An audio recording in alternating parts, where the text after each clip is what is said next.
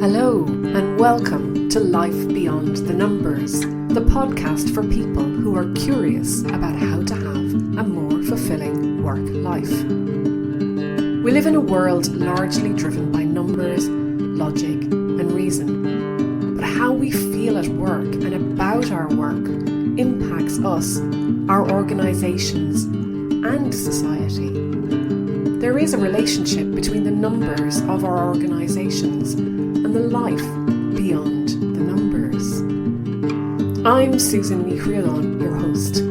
I've lived and worked in many countries. I've met people who love what they do and people who don't, people who bring their full selves to work and people who won't. But one thing that I've learned that is common to us all is that we are all unique and have unique experiences. And it's helpful to know that there are others who think like we do, or have had struggles too, or have gone where we want to go, or can show us things we didn't know. So join me and my guests as we place a lens on the human side of work life by sharing insights, stories and strategies to inspire you to let your uniqueness shine through. Hello and welcome to episode 164 of Life Beyond the Numbers, and this episode is going out on the last Saturday of February 2024. Now there is just under 3 months to go before my book gets published. Leading Beyond the Numbers, How Accounting for Emotions Tips the Balance at Work is almost through all the different stages of publication. Woohoo! And it will be off to the printers before long. It is available for pre-order already, so if you'd like to check it out, you can have a look on, Amazon, any of the big or online book retailers, both in the US and in the UK, possibly in other countries too, but I definitely know it is available in those countries. And that's all really exciting because obviously it's gone from an idea in my head to a book. I can't wait to hold the paper copy in my hands. I'm not sure when that will be, but I guess it will be sometime in late April or early May. And then, like I said, it launches in the middle of May. Haven't quite figured out what I will do about that, like what kind of launch I will do, but I will definitely keep you posted. And because it is all book for me at the moment, I thought I would read a couple of passages from the book today and talk about how this book came to be. It's always interesting to look back and reflect on the different strands of where the ideas came from and how they merged together. And hindsight's a wonderful thing, isn't it? Because sometimes when we're in the middle of it, we don't always see where everything comes from. And actually, I think with writing this book, I knew where it came from, but some of the writing that emerged while I was writing the book also shed a different light on things, I guess. But before we go into the book, I know on the last solo episode, I think I read out one of my endorsements, and I thought I'd read out a couple of more endorsements so you get a flavour of what people who have read the book in advance, what they are saying. The first endorsement I'm going to read is from Gib Bullock, who is the author of The Entrepreneur and the founder and CEO of the Craig Bierach Business Decelerator. And Gib was on the podcast way back at episode 28. And this is what he has to say about leading beyond the numbers. At a time when the world seems obsessed with the impacts on business and society of artificial intelligence, along comes a book which reminds us of just how important it is to be human. Leading Beyond the Numbers is a fascinating and informative book which advocates the latent potential of escaping the linear mind and tapping into the broader intelligence of our emotions and our bodies. It seems to relish the juxtaposition that it is written by a career accountant, and the wit and tone of the book also challenge the traditional stereotypes of this noble profession. With this timely and enjoyable book, Susan Nikria makes a strong case for why we must urgently get more balance into the emotional balance sheet of corporations.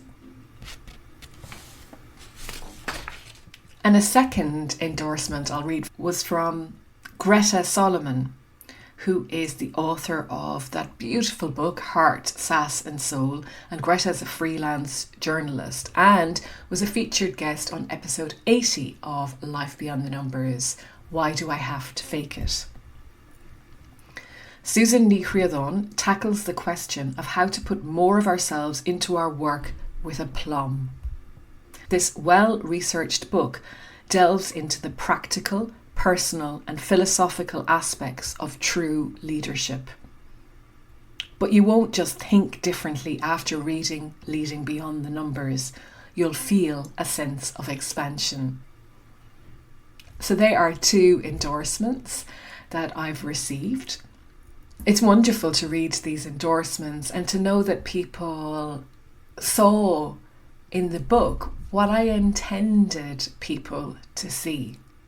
And amazingly enough, I had a conversation with one of the people who wrote an endorsement for me a couple of weeks after they had given me the endorsement. And what this person said to me was that while reading the book and reflecting on their own life, they knew that they needed to make changes to their life. They knew that their own personal balance sheet was not optimally balanced in their favour and how they wanted to live their life. And to get feedback like that before the book is even launched is incredible. And of course, that's what I hope for people, is that they see themselves in the book. Now I will read you an excerpt from the introduction. For centuries, a battle has raged between emotion and reason, leading us to value thinking over feeling and brain over body. That has resulted in many of us relying on and developing our cognitive intelligence, while diminishing our capacity to access and develop our other forms of intelligence. It isn't our fault. We were conditioned that way. Until as recently as the 1980s, emotions were dismissed by many as insignificant, merely a nuisance or noise, and best ignored. Recent scientific development challenged conventional thinking on the intelligence of our bodies, including how emotions are made, what the primary role of emotion is, and most importantly for the workplace, how emotions influence our performance and profitability. I invite you to begin a journey with me, and I want you to go beyond. By reading this book, you will be seeing the world through my lens, my interpretations, perspective, and experiences.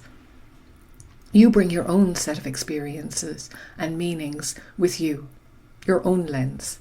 This lens enables you to go beyond what you read here, to refute what I've written or reconsider things you might have previously taken for granted. A recognition. While I draw on the remarkable work of others, I ask you to keep an open mind as you read. I believe that knowing more about yourself, how your brain and body works, is empowering and enables you to understand more about your own resources and resourcefulness. I've included a selection of concepts and theories that resonate with me. I've interpreted concepts in my own way and by drawing on some of my experiences. I've also included some insights and stories shared by Life Beyond the Numbers podcast guests. Perhaps one key to an open mind is in understanding how the brain works. This involves an understanding of how other parts of our body work too, for the brain does not work in isolation. It is a part of your body as much as your heart, gut, limbs and nose are. Yet we often speak of these parts in a disconnected way. They are siloed.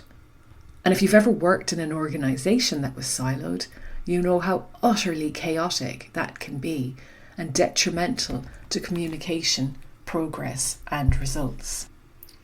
When I joined the workforce, I was under the mistaken illusion that who I was at work and who I was outside of work were separate.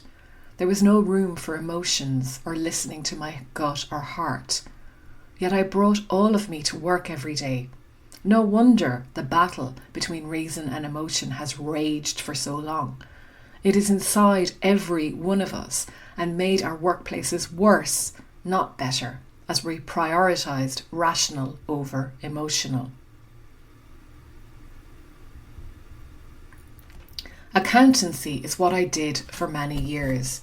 It is not me, who I am as a person. None of us are what we do. Our identity is much more than our job title. I hated being in a box, in a corner, defined by my profession, just the numbers person, or the finance person. I am a human with fears, dreams, desires, wants and needs that some people couldn't or wouldn't see. There was always a tension between Susan the person and Susan the accountant. Perhaps if I'd felt free to integrate the two more, I'd still be working in the domain of accounting and finance. Perhaps not. Yet as my career moved beyond the numbers, I couldn't let them go. So I asked myself, what does accounting want from me? Maybe it wants me to question its fit for purpose in the world we live in today. Can it evolve? Without evolution in science and medicine, for example, would we be here today?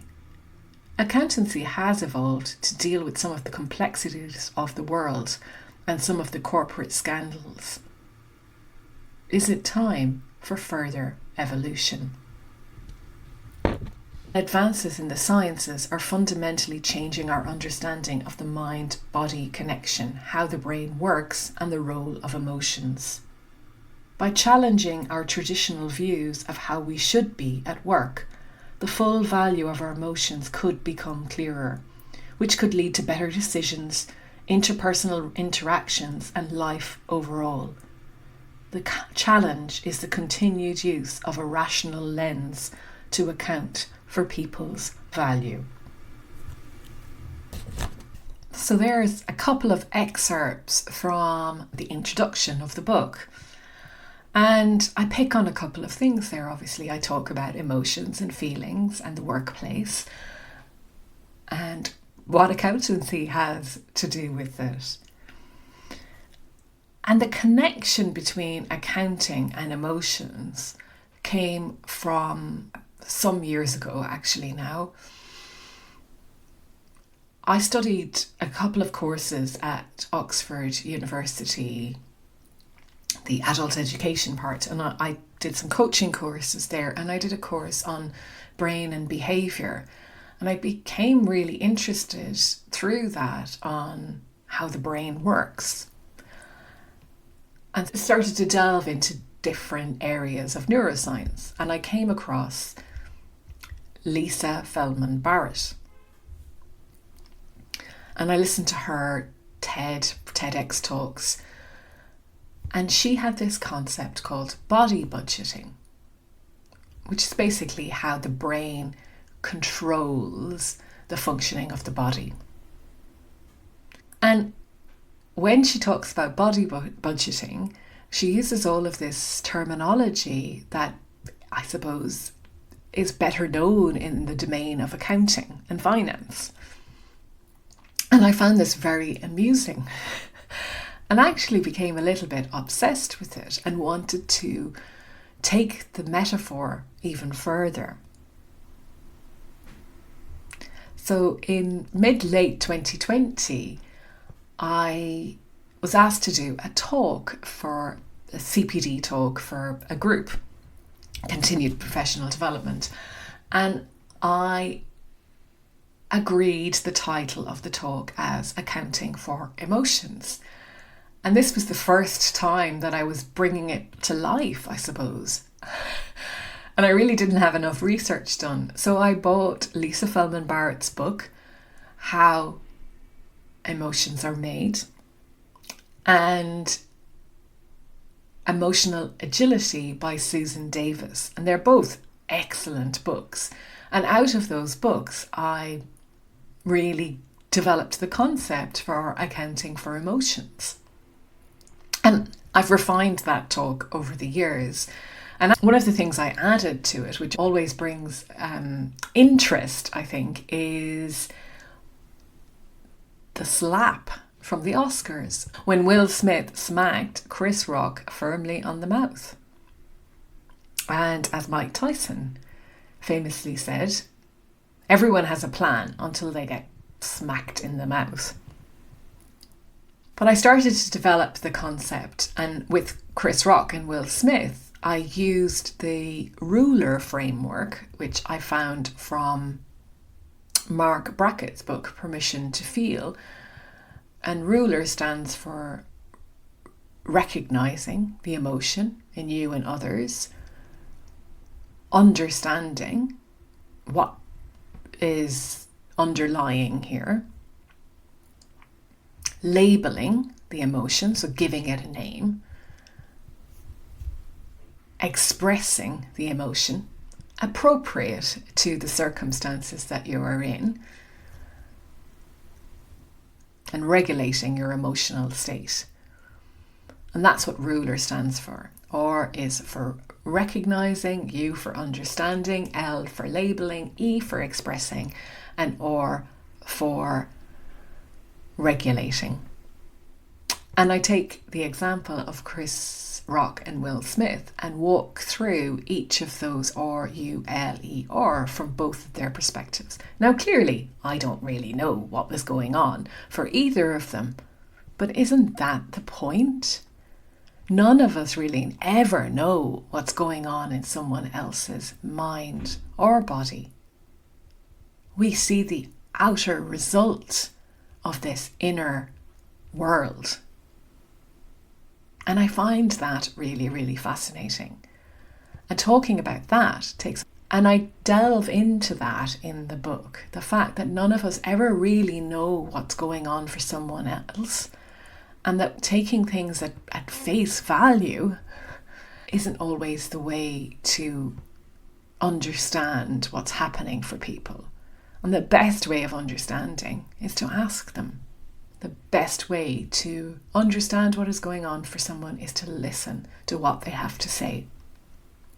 And listening is without a doubt an underrated and underappreciated skill. But it is something we can all practice and get better at. So from doing these talks, reading these books, and also incorporating a module of emotions into the leadership development training that Helen Joy and I delivered to middle managers, the concept grew and grew. And like I said in the excerpt from the introduction, I was asking what accountancy wanted from me. And so there's this marriage of accounting and emotions. But throughout the book, there's also a reflection on my own life and my own disconnection from my feeling side, from the intelligence of my body and my emotions. And it was when I read the book, Cassandra Speaks. I know I've mentioned this book before, but Cassandra Speaks, When Women Are the Storytellers, The Human Story Changes by Elizabeth Lesser. And this book, along with Mark Brackett's book, Permission to Feel, were both like calls to action. Because Mark Brackett asks you to join the emotion revolution. And also, I guess, Elizabeth Lesser is saying, well, when women are the storytellers, the human story changes. So you've got to get out there and tell stories from our perspective. But the story that she told that really struck me most is this one. I was running a conference at Omega. Eve Ensler, the activist and playwright best known for the Vagina Monologues, and my partner in creating the early Women in Power conferences, was speaking.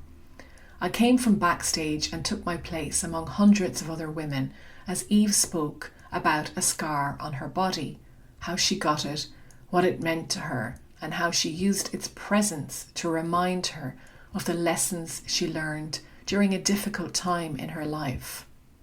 Then she asked us to close our eyes and think of a scar on our own bodies, to put our fingers on it and trace its contours as a way of remembering the stories embedded in our skin. How had it happened? Eve asked. What had we learned? What was the message in the tattoo? So when I read the book, I did this. I have a scar on my left elbow.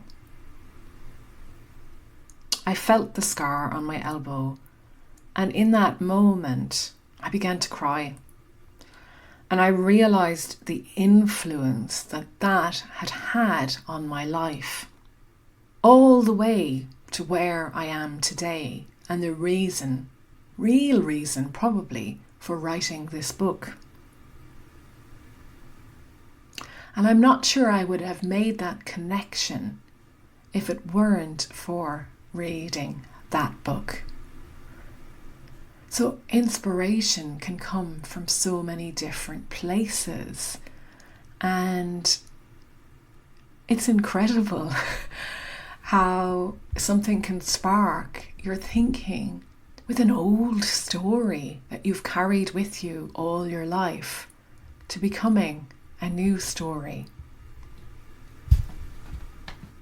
And the next excerpts I'm going to read for you are from chapter 6.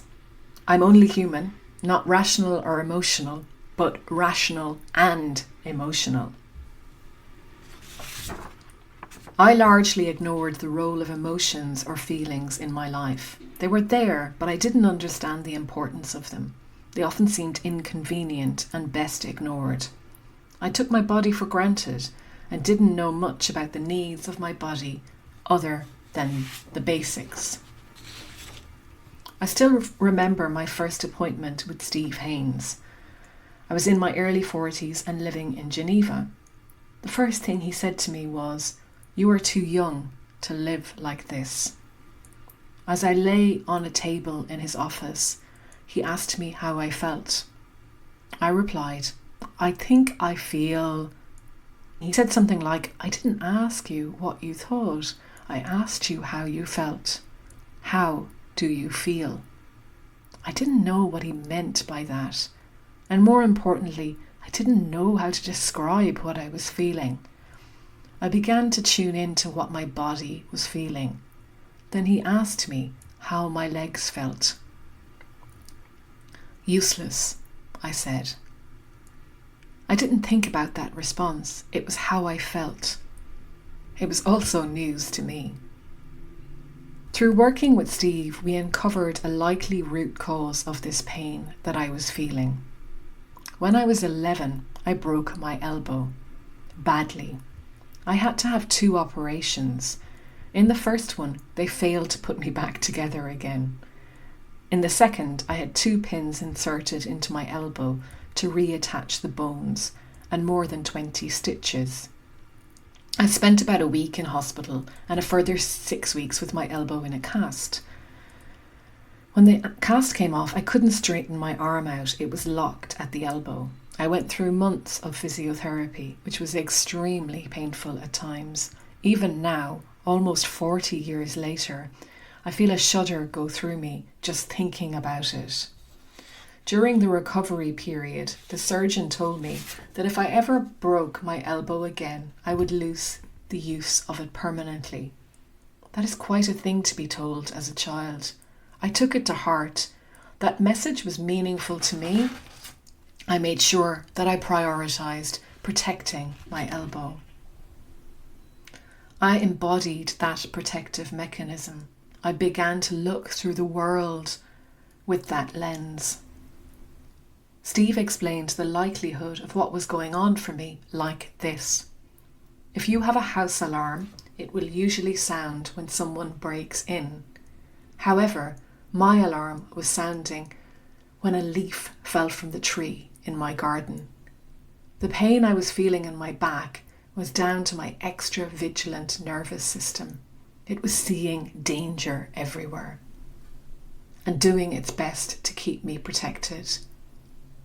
This account needed a refresh. The past was not going to change, but the future could. And that's just a couple of different excerpts from a story that's in chapter 6. And it ties together the reason for writing this book, I guess, the importance of knowing how we feel and what our feelings mean, because they influence our thinking and our behaviour, but also reconnecting to the intelligence of our bodies and what we are embodying, because we shape ourselves to the world and the world shapes us. And all that from a scar and some memories. And I guess in a workplace, when we see behaviours that we don't understand, or when we behave in a way that we're not really very proud of, we don't always understand where that's coming from. And we're quick to judge ourselves and others. But we never really know what's going on for other people. But we can certainly understand our own behaviour and start to modify it, to live more freely, live with more integrity to who we are truly, to be ourselves, and to be proud of who we are and how we show up in the world. And to allow ourselves that integration of mind and body, and to allow ourselves to understand ourselves completely, wholly, take our whole selves into account. And that is the other piece about account and accounting, taking something into account. Because really all accounting is storytelling. When we're giving an account of something, we're telling the story of it. And that is how I also married accounting and emotions. So there are just a couple of excerpts from my new book that I said is coming out in May. And that's the first time I've read anything aloud from them, which was really interesting to do. It makes me think about the audiobook. I'll have to look into that one.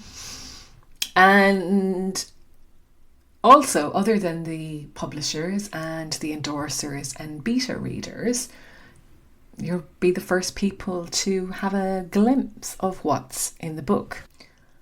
And before I wrap up, I wanted to read out one final endorsement. And this one is from Ellen Leith, who is the founder of the Purchase to Pay network. And Ellen was also on the podcast Be in the Room, episode 107. Susan takes us on a wonderful journey through her past, and by doing so provides insights into all of our futures and asks us to consider who we really are at work. A captivating and thoughtful look at what it means to balance the books of our lives, our bodies, minds, hearts and environment to determine what it means to be human. With stories, humour and anecdotes, Susan uses her life in finance and beyond to ask the big questions about life itself. I think that captures what we've just been doing. That brings us to the end of this solo episode. Thank you so much for listening. Do pre-order the book if you haven't already. I actually haven't really talked about pre-ordering it before, so you may well not have. But please go ahead and pre-order the book. Like I said, it's available on major booksellers and on Amazon.